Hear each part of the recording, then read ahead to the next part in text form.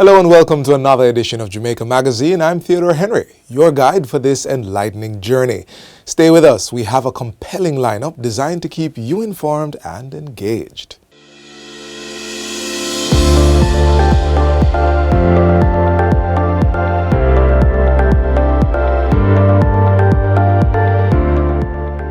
Effective July 1, 2025, the old cotton banknotes, including the $5,000, $1,000, $500, $100, and $50, will no longer be legal tender. This means you will not be able to use them for purchases or other cash transactions. But don't worry, the Bank of Jamaica will continue to redeem these notes at face value indefinitely. Going forward, use the new polymer banknotes that have been in circulation since June 2023. These include the $5,000, the $2,000, $1,000, $500, $100, and $50 notes, along with the $20, $10, $5, and $1 coins.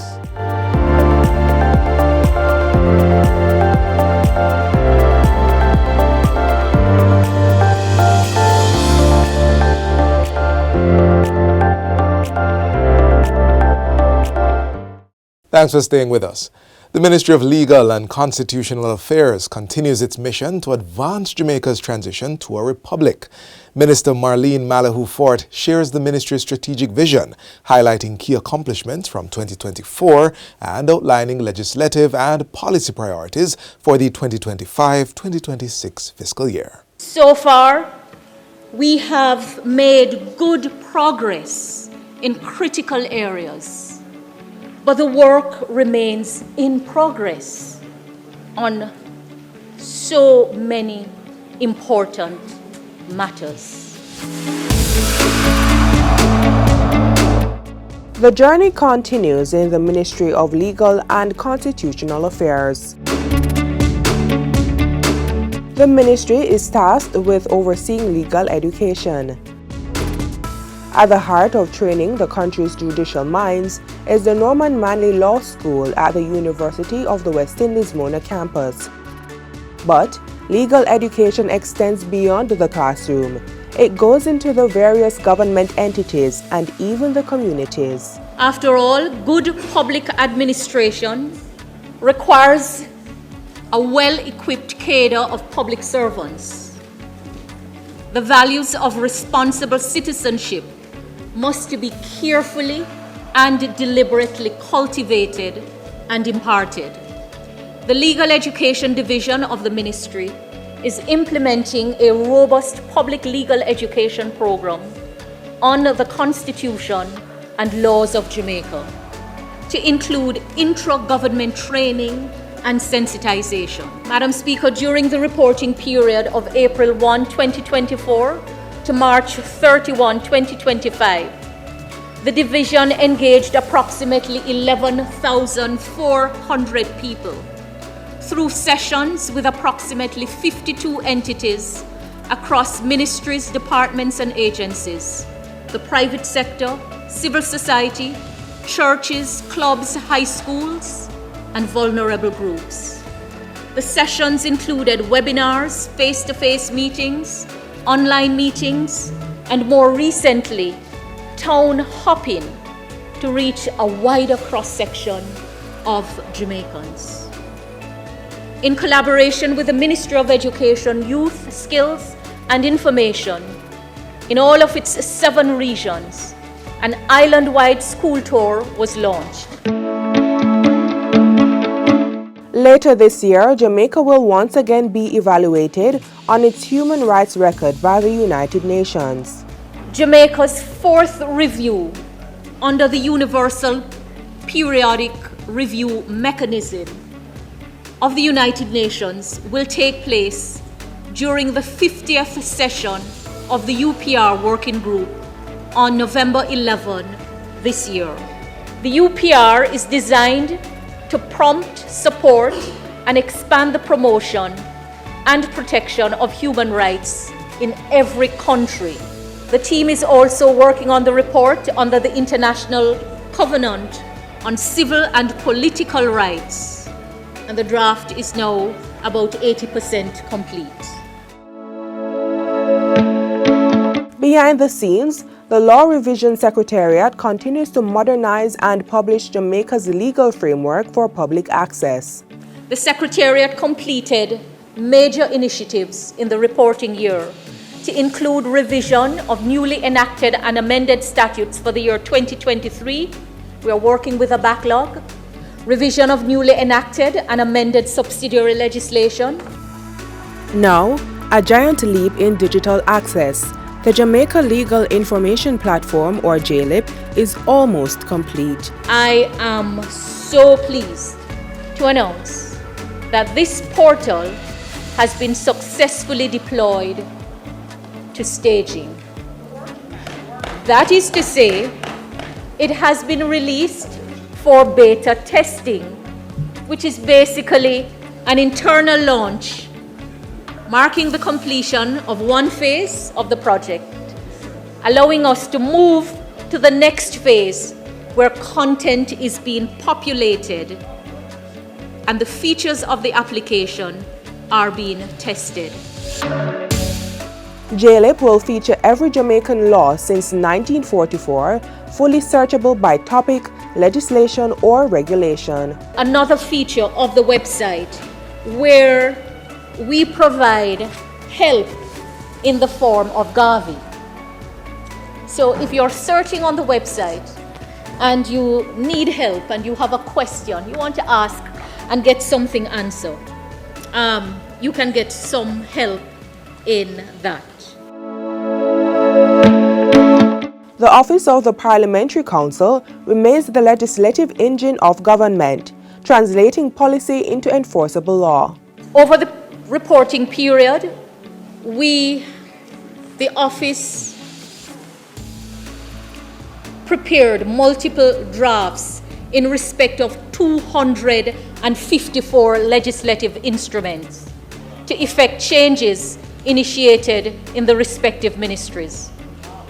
These include draft bills and subsidiary legislative instruments, such as regulations, orders, notices, and rules. During the period April 1, 2024 to March 31, 2025, the Office of the Parliamentary Council handled 425 legislative matters. And then, history.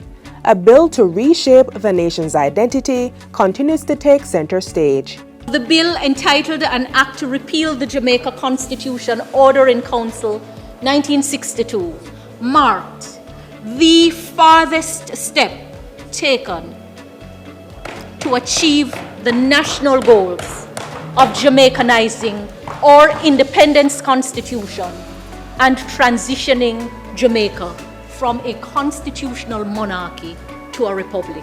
This shift marks more than a change in governance. It signals the repatriation of sovereignty of a proud nation. From legal education to constitutional reform, from legislative drafting to digital transformation, Jamaica is on a journey to justice, equity, and full independence charted by the Ministry of Legal and Constitutional Affairs.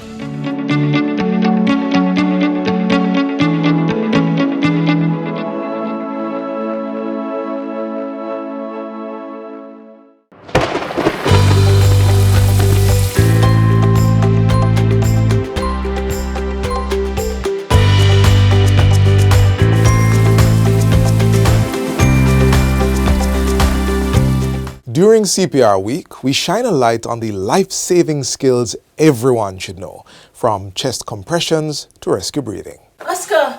Oscar! Oscar! Though this is a dramatization, it has happened quite often. In the field, at home, or at work, a loved one collapses and is unresponsive.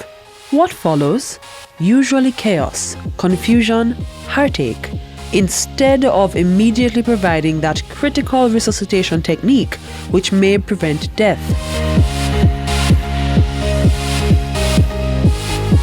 CPR stands for cardiopulmonary resuscitation. It is a skill that is an emergency skill that is used to revive someone whose heart has stopped beating. Cardiac arrest can happen to anyone at any time. In the event that happens, you need to know the skills that you need to perform to revive these persons. or give these persons a chance of survival. We never know when we can really in a situation where we need to help someone else. It's really just a little bit of your time, and I think it would be a worthwhile investment in learning these skills so we can render assistance. Even when someone is choking, the techniques learned in CPR may be applied to save that person from asphyxiation. To release the person's airway, position yourself behind them and clasp your fist at the navel and roll in an upward motion. When someone is unresponsive, that's a whole other ballgame. The person may become unresponsive for several reasons. For instance, they could have a medical condition. To really know if someone is unresponsive and in need of CPR, Tap the person's shoulder and shout, "Sir, sir, sir," or "Ma'am, are you okay?" Once the person is not responding to you, and they can respond in several forms. They can answer by moaning, they can groan, they can open their eyes, they can move a limb. If the person is not responding to you, now you need to scan the chest and look if you see breathing. Once the person is not breathing, their terms as being unresponsive. So once you have somebody collapsing, the first thing you need to do is check your environment, ensure that your environment is safe for you. Once the environment is safe, now you need to assess the person who has collapsed. Once someone is unresponsive, has no signs of life, call for help and bare the person's chest. So you remove their upper garment. Find your hand position. It's on the lower half, center of the chest, lower half of the breastbone, and you push in 30 times at the Bee Gees song, that's Staying Alive. Ha, ha, ha, ha, Staying Alive. If you are trained, after 30 compressions, you can give 2 breaths. If you are not trained, you don't know about CPR, you give hands-only CPR. So hands-only CPR is where you compresses the chest. You need to continue that on the way to the hospital, so you're maintaining cell's life. it's possible for anyone and everyone to learn CPR. Nannies, construction workers, teachers, lawyers, doctors, everyone should learn CPR. Once you're able-bodied, you can learn CPR. In terms of age, it's said as young as 12 years old can learn the art to save a life. So many times, children get in situations that they need assistance. In fact, a cousin of mine, her son got into some distress. She realized that he wasn't breathing one day, and she was able to help him by giving him CPR. So I think that was really important that she had those skills so that she could assist her son, because who knows what would have happened if she wasn't able to give him that immediate assistance. This course, I've done it before, and I find it very interesting because I work a lot with children, and one time I have to do a CPR on a little boy because there was leave under my care, and mother wasn't around, and he was eating some plum and playing on a plum seed, stabbing his throat, and I just hear him coughing, but it never very severe because he was coughing. So when he was coughing, I hold him up and I try to do a little, I understand the CPR, tell him to cough. And he cough and cough until it actually come up. I had a patient once, and while I was there in the bathroom with that person, the person just fell unconscious, and I was there, didn't know exactly what to do, but I was there saying, "Sir, are you okay? Are you okay?" And I didn't know much, what to do, but I decided to put the person on the side, and I was there trying to stop the person. Then I was saying to myself, if I had known CPR well enough, I could perform it. The Heart Foundation of Jamaica is one of the several local organizations that offer training in CPR. The Heart Foundation of Jamaica is an authorized training center for the American Heart Association. We offer CPR training for medical and non-medical persons. We have our scheduled in-house training, and organization can call us to schedule classes at their convenience.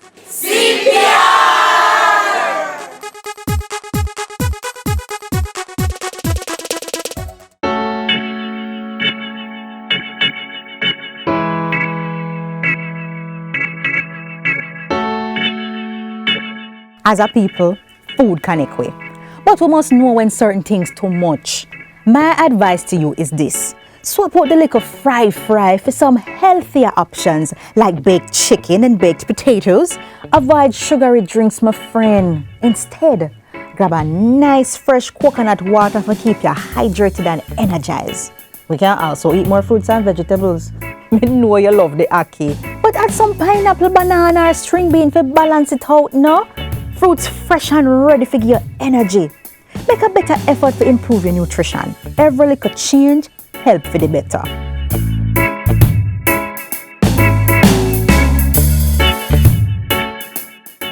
In recognition of World Food Safety Day, we examine how the Food Storage and Prevention of Infestation Division contributes to food security, ensuring that what we eat is not only abundant but also safe.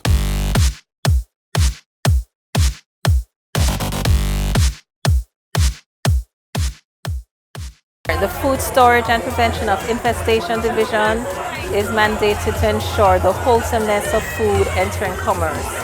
So it's a division that is geared towards food safety. And to do that, we have an inspectorate unit, that is our frontline unit, that would go to the various points of entry, to anywhere that stores food. So we have inspectors stationed at the ports of entry, at supermarkets, warehouses. We check containers.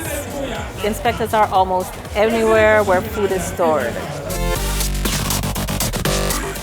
The Food Storage and Prevention of Infestation Division has been accredited to the ISO 17020 standard, which certifies their competence in doing food and field inspection in premises, containers, and on ships. We also do breeding for schools and universities. So yes, we do that with the rats. We actually do trapping as well. We go out into the field and we do trapping. So at various locations, we'll take some designated rat traps and we go out and we would trap rats and we breed them in-house. The division also comprises of a rodent biology and control unit where they conduct efficacy testing to see how effective rodenticides are on the rats. There are some myths floating around with rats and how to keep rats away. And one of the myths is that you have to spice up the poison for them to eat it and to die, which isn't really so. It's best not to add things like gravy or other foodstuff to the poison. What you want the rat to do is to eat as much of the poison as possible. Another myth is that by using select rodenticides, you will not be able to smell the rat once it dies. The smell of the rat has to do with really how the time at which it dies and how far it is from where you thought it died. Another myth is that the rats can't climb on wires. Some of us would really see that they can climb on wires. You can see them on utility wires. Another myth is that if a rat bites your fruit, for example a mango, you can cut off that bitten portion and eat the rest. No, it's best to discard it and best not to eat it, because if the rat has eaten part of it, they could mess on the rest of the fruit, so you wouldn't want that. So if you have a fruit that is bitten by rats, best to discard it. In addition to the Rodent Biology and Control Unit, the Food Storage and Prevention of Infestation Division also has other testing laboratories such as the Pesticide, Residue and Microtoxin Unit, a Microbiology Unit, and an Entomology Unit. For more information on the Food Storage and Prevention of Infestation Division, an entity under the Ministry of Agriculture and Fisheries, visit or call them at their offices at 15 Gordon Road in Kingston or 30 to 34 Market Street, Montego Bay, St. James.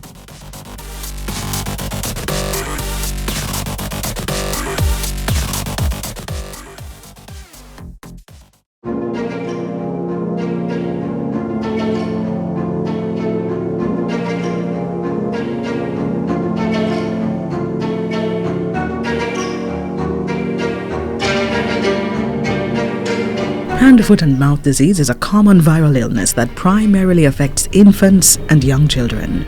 Symptoms include fever, sore throat, painful red spots or blisters in the mouth, and a rash on the hands, feet, and sometimes buttocks or legs. The rash may appear as flat red spots or blisters. To prevent the disease from occurring, wash your hands frequently with soap and water and encourage children to do the same. Clean and disinfect surfaces and toys, and avoid close contact with infected individuals. For more information, speak with a medical professional.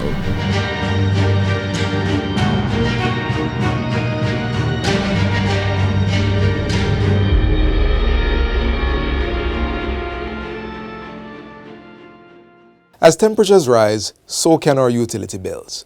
Up next, energy experts share practical and effective strategies to help you stay cool while keeping your electricity bills under control this summer.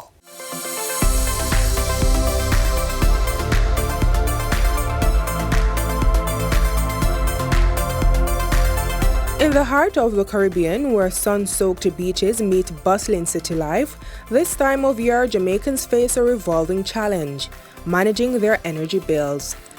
Nowadays, the electricity is mostly committed to cooling, or you could say running motors. So during the summer months, there is a lot more need for cooling ourselves. So running fans, running AC, and there's a lot more thirst for water. They want their lawns to be maintained, they want their crops to stay healthy, so we use a lot more water also. As temperatures soar, so do electricity expenses, leaving households searching for solutions. Here are some practical tips and considerations to help navigate through the heat without burning through your budget.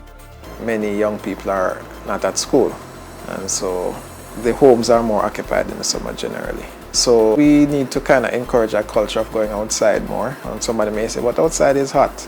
But we have to find ways of enjoying the outdoors and not always be inside. Because when you're inside, usually what are the young people doing? Watching TV or on a laptop or so forth. And all those things will contribute to higher energy.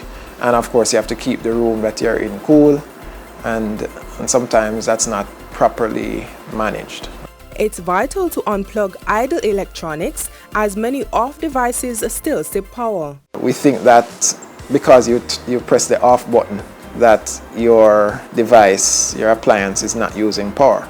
But these days you have a lot of smart devices that have to stay alive pretty much, even though you have turned it off, and that will use power. And it may seem like a little bit of power, but we say one cocoa full basket. So a lot of these devices all combined together can cause your power to go up, your power consumption to go up. Strategic planting can cool your home, though hurricane concerns must be considered. We can't say you should always have trees because there's also the concern of hurricane season.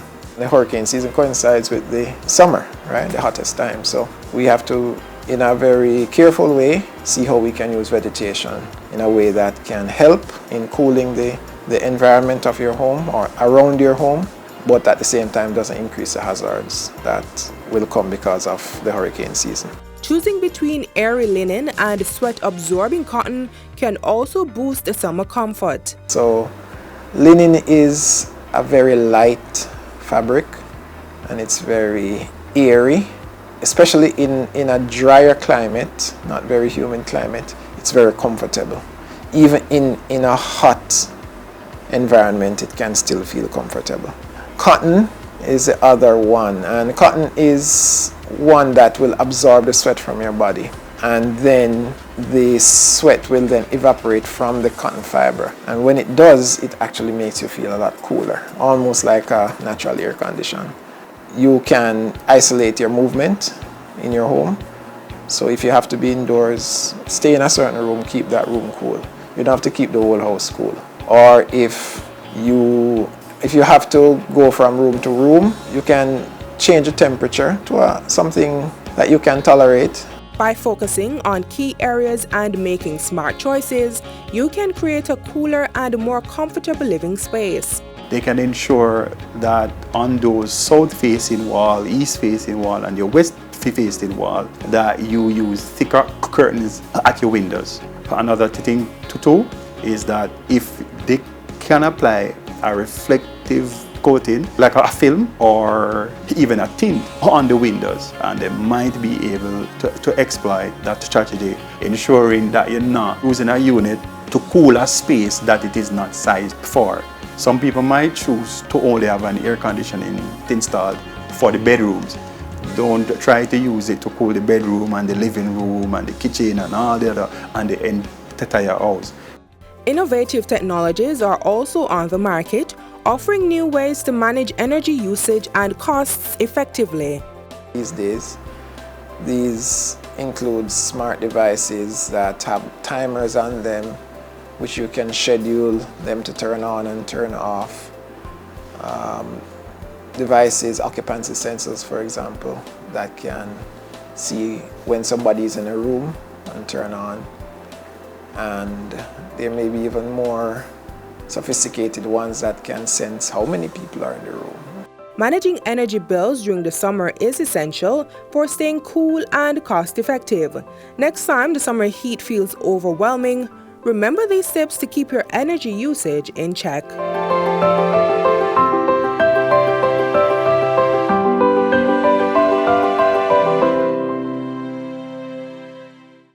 Start cry, save a life for the kids, for you and I, save kids' lives. Make the road safe, whether day or night, for pedestrians, passengers, cars and bikes. Save a life for the kids, for you and I, save kids' lives. Hey man, it's our job to keep the road them safe and protect care of the youth them so we know them safe and obey the road code. Don't race, no bother with the speeding case, make face and check your light them on your tires and brakes. Riders on the pillions who left the helmet. Put on the cell phone, no send no text, no matter what color they on your plate. When you're on the road, take your time. When you're on the road, bear this in mind. When you're on the road, you can save a life. When you're on the road, when you're on the road, I beg you please be safe. Wear your seatbelt to keep you safe, and make sure your helmet's in place when you're on the road. Hey, follow me. Well, everybody drive good and walk good. Then teach the youth them how to cross good. I beg you obey the road signs, park good, and put the young ones in a car seat, all good. And everybody drive good and walk good. And we say young and old, I beg you cross good. Remember the dark close at night, that is not good. From you I use up the sidewalk, it's all good. When you're on the road, take your time. When you're on the road, bear this in mind. When you're on the road, you can save a life. When you're on the road, when you're on the road, I beg you please be safe. Wear your seatbelt to keep you safe, and make sure your helmet's in place when you're on the road. When you're on the road, when you're on the road. As we wrap up today's edition of Jamaica Magazine, we hope you found these features informative and engaging. Let's stay connected through our website, jis.gov.jm, and on social media. On behalf of the production team, I'm Theodore Henry. Have a great weekend. This has been a production of the Jamaica Information Service, the voice of Jamaica.